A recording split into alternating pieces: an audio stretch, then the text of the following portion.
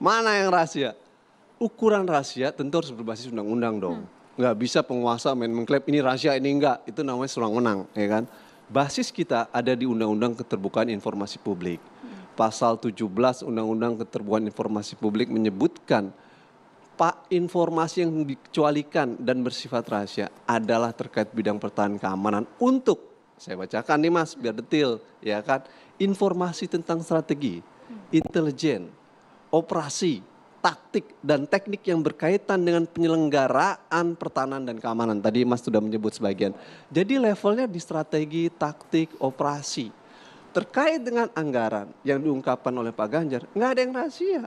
Pak Prabowo harus menjawab itu. Terkait dengan postur juga sama. Terkait dengan keterlibatan pihak ketiga PT TMI, itu bukan rahasia. Harus dijawab oleh Pak Prabowo apakah benar ada permainan, karena dugaan permainan pihak ketiga yang menimbulkan ketidaktaatan sektor pertahanan tinggi.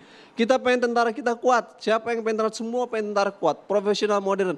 Salah satu syarat utama supaya tentara kuat, hapus semua praktek penyimpangan dan korupsi di sektor pertahanan. Supaya prajurit punya pesawat yang kuat. Sehingga pertanyaan Pak Anies itu baik. Begitu juga sama pertanyaan Pak Ganjar. Menurut enggak, pertanyaan Pak Ganjar tentang angka alutsista itu juga penting. Kenapa Mas Daniel?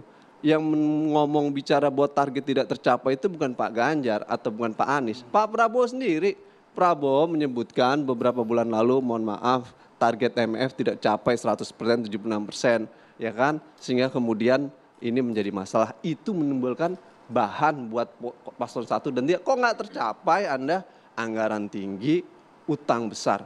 Utang pada masa pemerintahan Pak Prabowo, Kementerian Pertahanan lebih tinggi dibanding sebelumnya. Tapi target tidak tercapai, utang tinggi, anggaran tinggi, target tidak tercapai. Itu yang kemudian menjadi masalah. Berarti perencanaan Anda buruk dalam membangun sektor pertahanan. Nah itu menjadi catatan ya.